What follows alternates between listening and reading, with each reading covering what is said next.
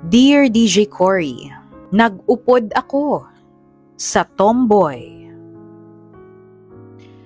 Itago ako sa ngalan nga Annabelle. Medyo kabado ako samtang nagabiyahe ang seres nga pakadto sa Pasay City. Upod ko si Mara, ang girlfriend ko for 4 years.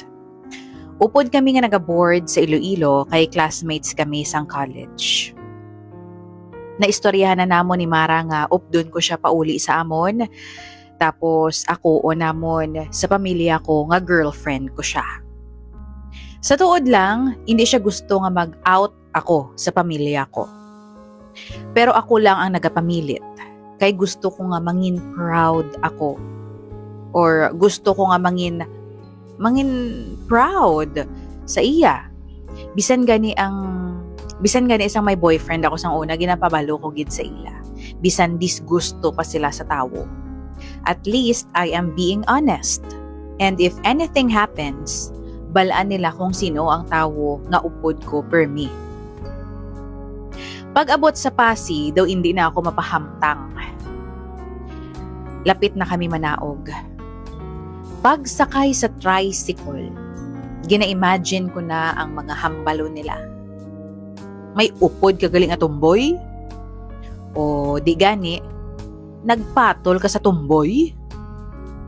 Hindi ko gusto mahuyan o masaklaw ang balatsyago ni Mara, gani pangunahan ko na siya.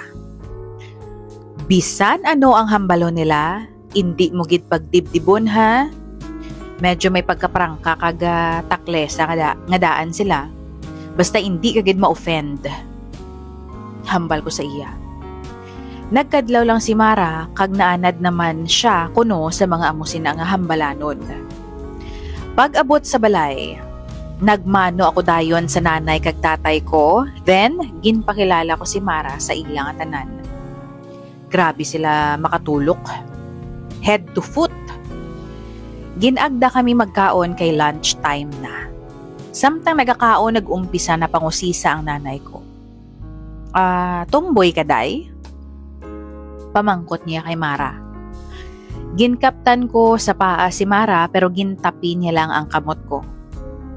Oo tita, amo lang ng sabat niya. Nagtulok sa iya ang tanan nga pamilya ko. Sang matulog na kami, ginbutong ako sang nanay ko. Nga nag-upod ka sang tomboy dari sa balay? Tomboy ka man? Daw nagtagring ang ulo ko sa pamangkot ni nanay. Daw may sakit nga leprosy si Mara kontra tuhod nila. Hindi ko tomboy, nay. Kag please lang. Hinaya ang tingog mo kay basi mabatian ka sang tawo. Tingagin upod mo siya dere. Ano mo siya? Wala ako makasabat dayon. Naabdan kami ni tatay nga nagabaisay. Nubya mo na siya ha, Annabelle? Nubya mo? Gabuligay na sila harasa ako niya duha. Oo! Nubyanay kami. Ganigin dala ko di siya para makilala niyo. Buisit ka bata ka. Ginuyangan mong kwarta nga ginpa-eskwela namon si mo. Nagasinggit na ang nanay ko sa kaakig. Sabay tampa sa akon. Agay! Wala man ko sa may ginahimo nga malain Nag-eskwela man ko sang Mayo. Wala man may nagaka-apektuhan. Explain ko sa iya. Ginsinggitan man ako sang tatay ko. Gindala mo pa di sa balay, layas to. Hindi ka magbalik-balik, di immoral ka, kauluya, kadamak sinyo. Amo to ang ulihi nga mga masakit nga tinaga nga nabatian ko sa ila. Nagdali-dali ako kadto sa kwarto. Obvious nga nabatian ni Mara ang tanan. Kay wala pa siya gihapon nag-ilis ang bayo. Kag intact pa ang mga bag namon. Ginhakos ko na lang si Mara kag naghibi. Lakat na lang ta. Hambal ko sa iya. Ginabuyayaw kami sang parents ko samtang nagapagwa sa balay. Samtang ara kami sa bus pakadto Iloilo, damo ang nagadalagan sa pinsar ko. Gamay lang gid ang amon nga kwarta Parehas kami nga 3rd year college. Ano klase nga trabaho ang masudlan namon kung may ara man. Hibi lang ko nga hibi. Kilala ko ang parents ko. Kaya nila ako tiison hasta nga ako na mismo ang mag-surrender kag magbalik sa ila. Pero this time, desidido na ko.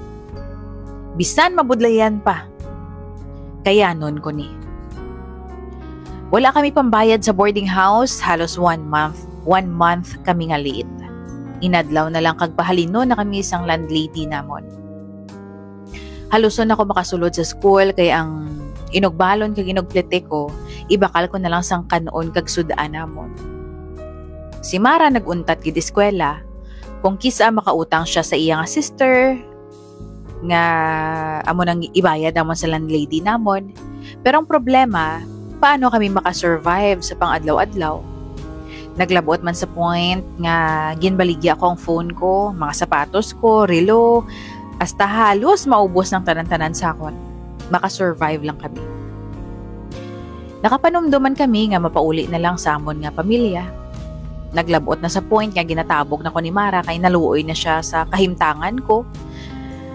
Nagniwang kami pareho. Grabe, halos iside B namon ang napkin namon kay wala kami nagbakal. Amo na ka pobre sang nadangta namon. Nag-abot man ang ginakulbaan namon. Napahalin kami sa boarding house. Nag-star kami sa mga friends namon. Ginbakaon kami nila. Ginpahalin man sa mga friends. Kagi gani nga nagtulog kami sa simbahan. Ang isa ka tinapay, tungaon pa na namon. Grabe. Do hindi ko masarangan. Hindi ko kabalo kung kaya pa namon sang time nga to. Ginpatay ko ang huya ko, kag naghulam pliti papauli sa pasi para mahulam sang kwarta sa nanay ko. Pero gintabog niya lang ako. Naglakat ako nga gutom, nagahibi. Kung madumduman ko ang mga inagyan namon as sa subong, hindi ko mapunggan, gatulo gihapon ang luha ko. Abi ko, wala na, mabulagay na gid kami. Mapuli na lang kuguro sa amon. Mayo na lang, nag-attempt siya liwat nga magpakapalmuk sa magulang niya, kundiin daw bukid ng utang namon. Pinautang siya for the last time. Pero sa isa ka kondisyon. Ibakal namon duha sang baboy, kag mapauli sa ila lugar sa Leon. Ginpasagod niya kami baboy. Dira kuno kami maumpisa. Wala kami know-how sa amo nga business pero desidido kami ni Mara. Na-witness ko kung paano manikasog si Mara para manguliktas ang pagkaon sang baboy sa tinda. Siya mismong nag-aalaga sa mga idik hasta nga nagdako, hasta mabaligya namon, hasta nga mabakal kami sang dugang pagid ng mga idik, hasta nga nagdamong alaga namon. In short, nagmaayo ang sitwasyon namon. Balhas kag dugo ang ginpuhunan namon. Pagkatapos ng 3 ka tuig, good na gid ang business namon. Nag-start naman kami alaga sang manok. Nagpatindog sang mini grocery, nagbakal sang second hand nga salakyan. Sa amon nga pagpangabudlay, naluwas namon ni Mara ang amon kaugalingon sa kapigaduhon. Hindi man kami manggaranon, pero komportable katama ang kabuhi namon. Gulpi lang dayon, nag-contact ang nanay ko.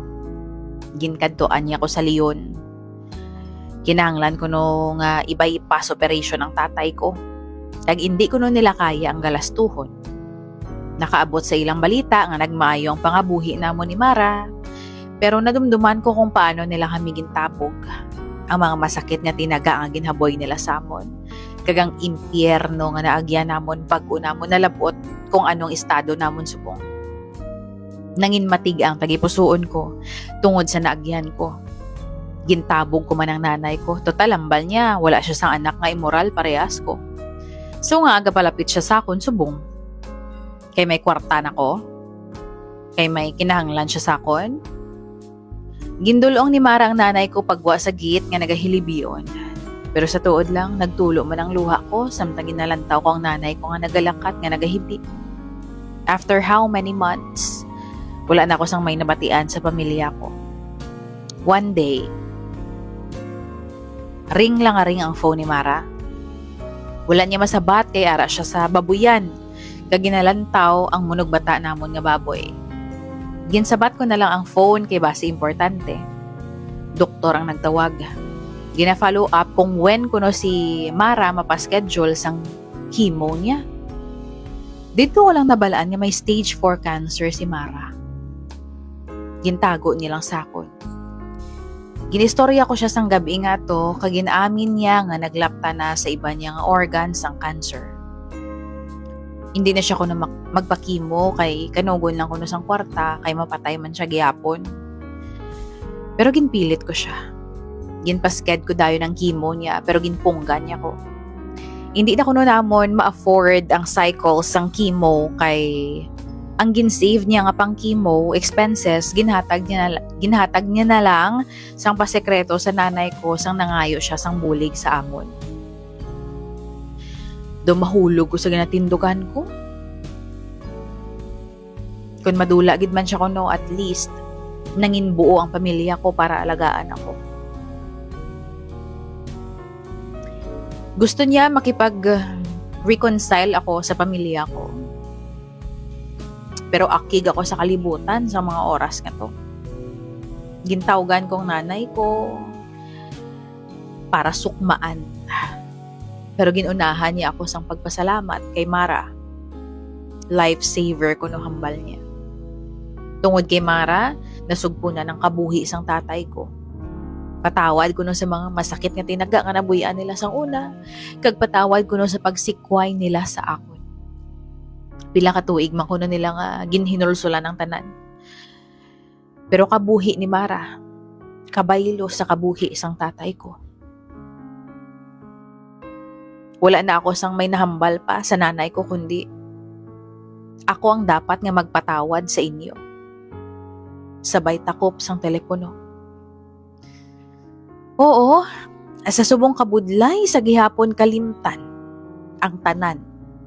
Kabudlay sa gihapon ang magpatawad. I wonder kung diin ginkuha ni Mara ang iyang kusog para maluoy kag patawaro ng pamilya ko. Despite sa mga naagyan niya sa ila. Balaan ko sa ni. Balaan ko nga hindi ni gusto ni Mara. Gani, nagapangayo ako sang prayers ninyo nga kabay pa makuha ang kaakig kag kasubo sa dughan ko. Love, Annabelle. Ay, nako, nakaka-touch naman ang story ni Annabelle. Pero antes sa tapusin ng video ngayon ni, shout out Anay sa mga followers naton.